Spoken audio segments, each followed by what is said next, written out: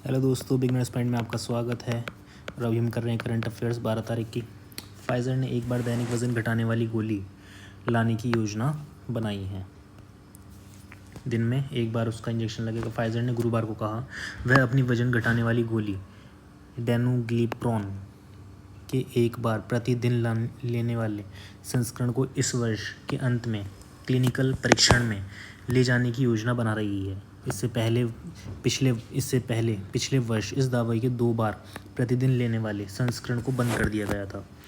यह नई दवा एली लिली और नोवो नॉर्डिस्क जैसी कंपनियों द्वारा विकसित की जा रही वजन घटाने वाली गोलियों की दूसरी पीढ़ी का हिस्सा है, जो मरीजों को इंजेक्शन के मुकाबले अधिक सुविधाजनक विकल्प प्रदान करेगी। ठीक है।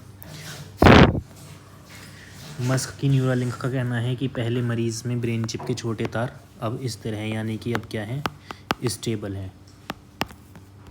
ठीक है। ये है यहाँ पर ब्रेन है, ब्रेन में क्या लगती है, ब्रेन चिप, जिसे हम क्या कह देते हैं, न्यूरालिंक। एलन मस्क की कंपनी द्वारा चलाए गए परीक्षण में पहले प्रतिभागी में इस्तेमाल किए गए न्यूरालिंक के ब्रेन चिप इम्प्लांट के छोटे तार कमोवेश बहुत स्थिर हो गए हैं, यानी कि बहुत स्टेबल हो गए हैं। कंपनी के एक कार्यकारी ने बुधवार को ये बात कही है। कंपनी ने मई में कहा कि नोलैंड आवारगो, जो 2016 में डाइविंग दुर्घटना के कारण कंधे से नीचे तक लकवाग्रस्त हो गए हैं, के मस्तिष्क के अंदर कई छोटे तार अपनी जगह से हट गए हैं। न्यूरालिंक के कार्यकारी डोंगजिन डीजे से ने कहा, एक बार जब आप मस्तिष्क की सर्जरी कर लेते हैं तो ऊतकों को आने और धागे को जगह पर स्थिर करने में कुछ समय लगता है, और एक बार ऐसा हो जाने पर सब कुछ स्थिर हो जाता है। बिहार में पहली बार ट्रांसजेंडर सब इंस्पेक्टर की नियुक्ति की गई। ट्रांसजेंडर समुदाय को एक महत्वपूर्ण प्रोत्साहन देते हुए बिहार में पहली बार एक ट्रांसजेंडर व्यक्ति को पुलिस उपनिरीक्षक के रूप में नियुक्त किया गया है। नवनियुक्त अधिकारी मानवीय मधु कश्यप ने अपनी सफलता का श्रेय अपने परिवार के अटूट समर्थन को दिया। कश्यप ने ANI से कहा, मेरे माता पिता, भाई और बहन सबसे कठिन समय में मेरे साथ खड़े रहे। DRDO ने निजी क्षेत्र को 7 नई रक्षा परियोजनाएं सौंपी। रक्षा अनुसंधान एवं विकास संगठन DRDO ने निजी क्षेत्र की कंपनियों को 7 नई परियोजनाएं देकर भारत की रक्षा क्षमताओं को मजबूत करने की दिशा में एक महत्वपूर्ण कदम उठाया है। प्रौद्योगिकी विकास निधि योजना के तहत उठाए गए इस कदम का उद्देश्य रक्षा और एयरोस्पेस क्षेत्र में उद्योगों को बढ़ावा देना है तथा MSME और स्टार्टअप को समर्थन देने पर विशेष ध्यान दिया जाएगा। स्वीकृत परियोजनाओं में स्वदेशी परिदृश्य और सेंसर सिमुलेशन टूलकिट शामिल है, जिसे नोएडा में ऑक्सीजन 2 इनोवेशन प्राइवेट लिमिटेड को प्रदान किया गया है। इस टूलकिट पायलटों को यथार्थवादी परिदृश्यों में सिमुलेटर प्रशिक्षण प्रदान करने में सक्षम बनाएगा, जिससे पूर्ण मिशन नियोजन और बड़े बल संकलन सिमुलेशन में सहायता मिलेगी। पुणे स्थित Sagar defence engineering private limited को under water launched unmanned aerial vehicle विकसित करने का काम सौंपा गया है।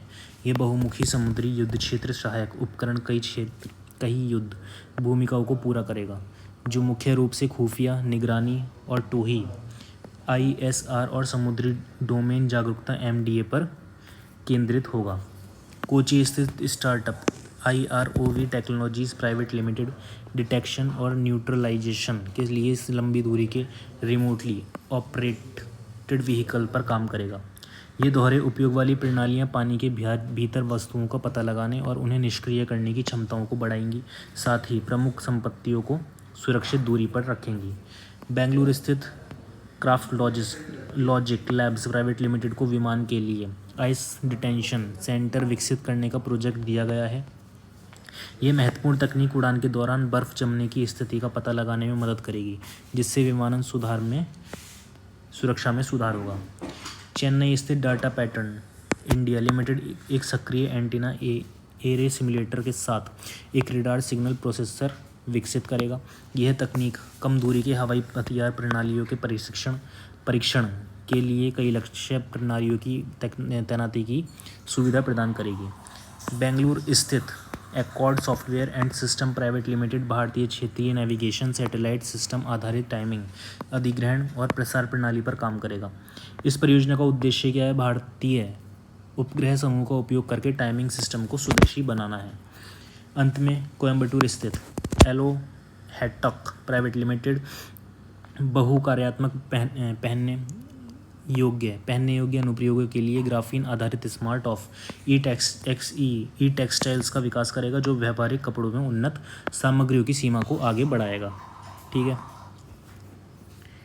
निकली हुई आकाशगंगा के केंद्र में एक मध्य आकार का रहस्यमय ब्लैक होल देखा गया है। खगोलविदों ने तारों के एक समूह की छानबीन की है जो अपेक्षाकृत छोटी आकाशगंगा का स्पष्ट अवशेष है, जिसे 8 से 10 अरब साल पहले विशाल आकाशगंगा ने निगल लिया था। इस समूह के केंद्र में जो छिपा है उसे देखकर वे उत्साहित हैं। शोधकर्ताओं ने बुधवार को कहा, इस समूह में 7 तारों की असामान्य गति इसके केंद्र में एक मायावी मध्यम आकार के ब्लैक होल की मौजूदगी के लिए पुख्ता सबूत प्रदान करती है। ये एक तारे के विस्फोट से बनने वाले साधारण ब्लैक होल की श्रेणी से बड़े हैं, लेकिन अधिकांश आकाशगंगाओं के केंद्र में स्थित विशालकाय ब्लैक होल से छोटे हैं।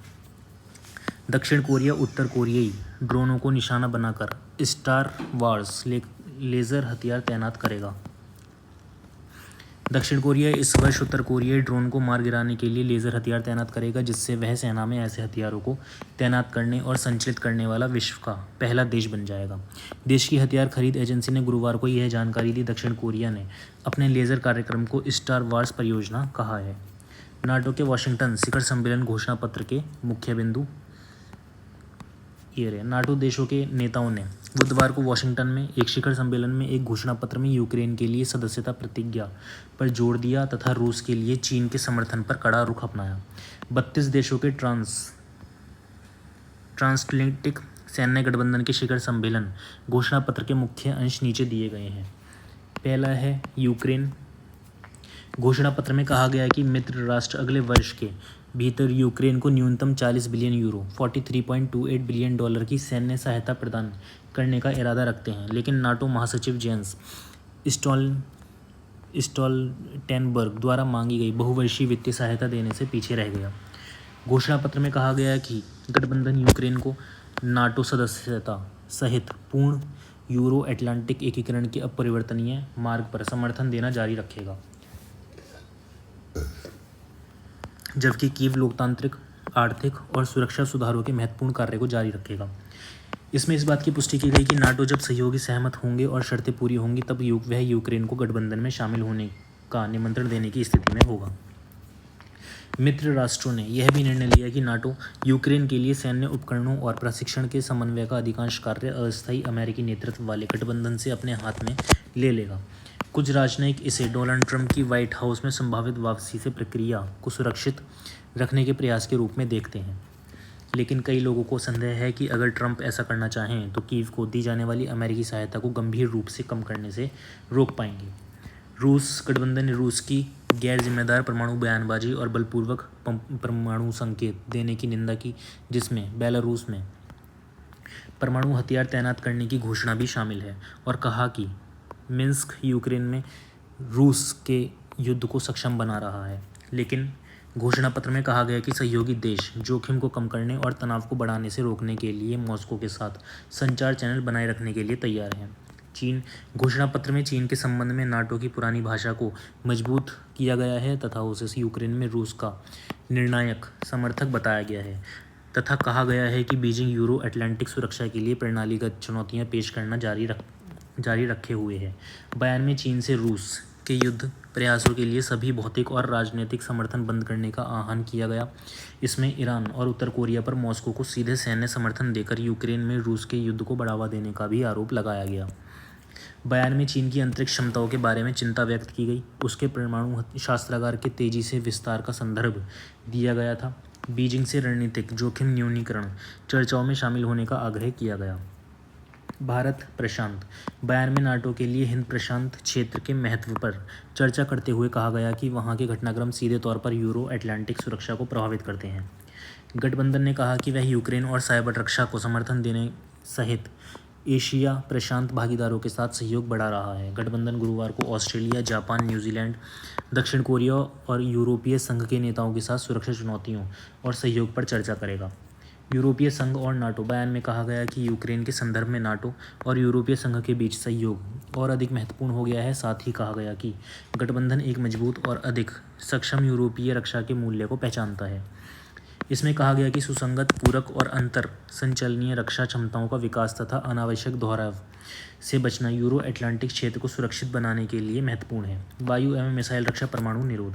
बयान में कहा गया है कि गठबंधन एकीकृत वायु एवं मिसाइल रक्षा को बढ़ाकर भी सभी हवाई और मिसाइल खतरों से बचाव करेगा।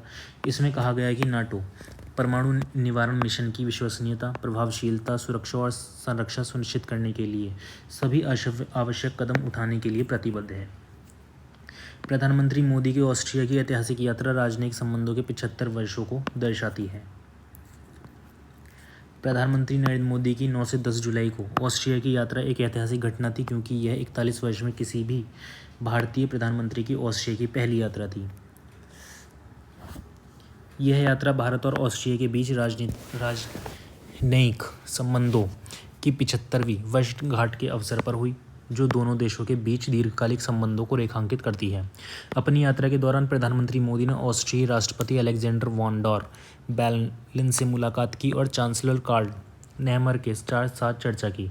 नेताओं ने लोकतंत्र, स्वतंत्रता, अंतर्राष्ट्रीय शांति के लिए अपनी साझा प्रतिबद्धता पर जोर दिया और एक अधिक स्थिर और समृद्ध दुनिया को बढ़ावा देने के लिए द्विपक्षीय, क्षेत्रीय, अंतर्राष्ट्रीय स्तर पर सहयोग को मजबूत करने की कसम खाई।